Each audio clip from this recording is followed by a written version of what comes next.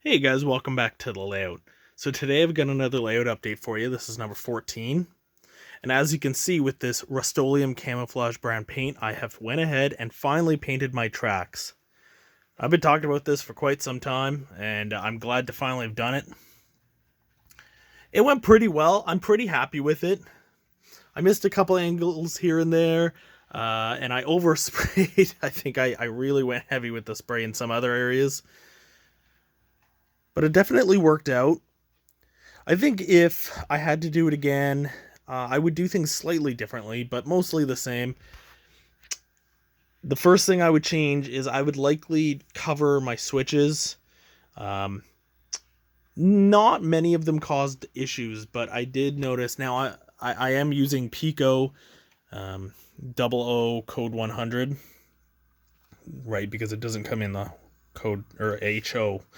It's technically 00, but I found in some cases the point rails, if I were certain places like here, this is a good example. You can see I've got some sandpaper there.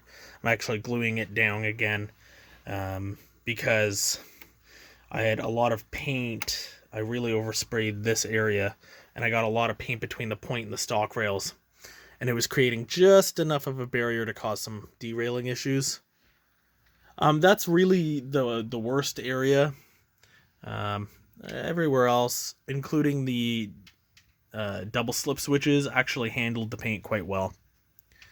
I ended up using, as I kind of showed, the Pico eraser um, on my first pass around the entire layout. I have a pretty small layout, so I used that, and it worked good, but I'd probably recommend away from it, just because it made the top of the rails a little bit abrasive, a little coarse, and it's really not a big deal in the grand scheme of things. Eventually they'll dull down, I'm sure.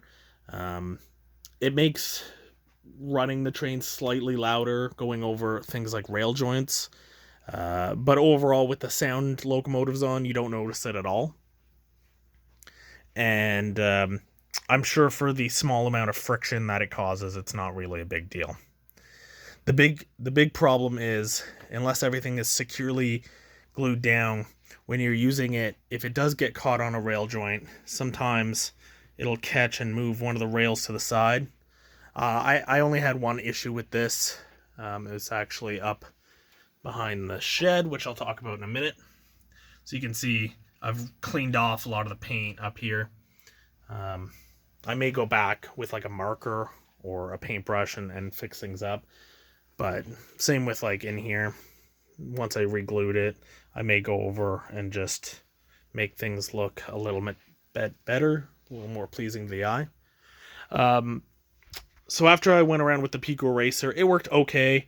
It got the majority of it off, but obviously, as you do it longer and longer, you lose interest and you start to be a little less attentive. And so my poor wife saw me struggling, and she donated some of this pure acetone, 100% acetone. I guess it's nail polish remover. That's what it smells like anyway. So I've been going around with some Q-tips just as trains run around. The main line pretty much was good from the get-go, but things like the yard and some of the switches, that's what I used to get in between the stock rail and point rails. It just really makes it easier. I'm not so worried about hurting anything, that kind of stuff. Overall, I'm really happy with the way it looks, and everything's running pretty much to the point of where I started. I had zero issues with my track, and once the glue dries on that switch, I think I'll be back there. I've got the keep alives in all my locomotives, including the steam engine, and I think that really saves my bacon here because I can follow the train around and kind of watch the headlight, and if the headlight flickers whatsoever, I know that there may be some dirty track, so I can give it a pass with some alcohol. And by the way, this isn't from cleaning the track, that's just cleaning my ears. But pretty good, pretty happy with it. I've ordered some plaster cloth because I want to start covering my inclines so I can get to ballasting, which is up there. Ooh, we'll get to that in a future video. The other big update, which you would have seen if you tuned into my live or one of my more recent rail fanning videos, is this Pike Stuff single engine bay, which I kind of kit bashed with one of the kits that Brandon or Bubs gave me. And I want to do a little more to it. I want to change those pillars to something a little more realistic, but a little overhang there, which I thought looked really cool. And I was really happy with it. So that's really exciting. That's pretty much it for this layout update. I haven't been doing too much after I painted the rails. It's just been massive testing and running, which is fine by me. I don't mind just letting it go around, taking different routes, different directions. I'll test it going the normal route, and then I'll purposely trip the infrared sensor to have it come this way. Same with things like the double slip switches. I try from every direction with every locomotive.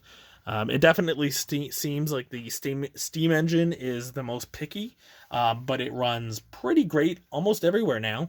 I'll probably keep this acetone handy just for a while until I am 100% confident, but so far so good.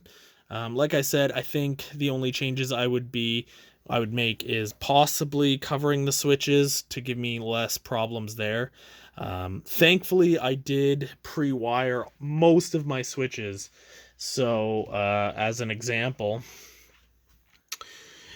you can see here, if I can, first of all, if the camera would focus, maybe if I don't stand in the lights, I've just got the LEDs turned down. So I've got the jumpers that I've mentioned. You can see them here as well. So they jump the stock rail and the point rails. So that is really great because then the side of the point rail and the side of the stock rail can be painted and it still conducts electricity. Well, this is actually one I didn't do, and you can see I had to rub off some of the paint there.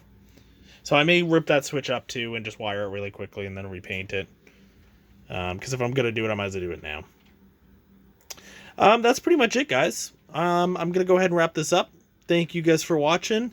I hope to bring you more videos shortly with some more progress. We'll just get a nice view of this thing coming up.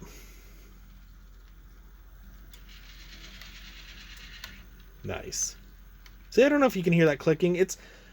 I find it just slightly louder than it was before. No big deal, because like I said, I've got the sound off. So far so good.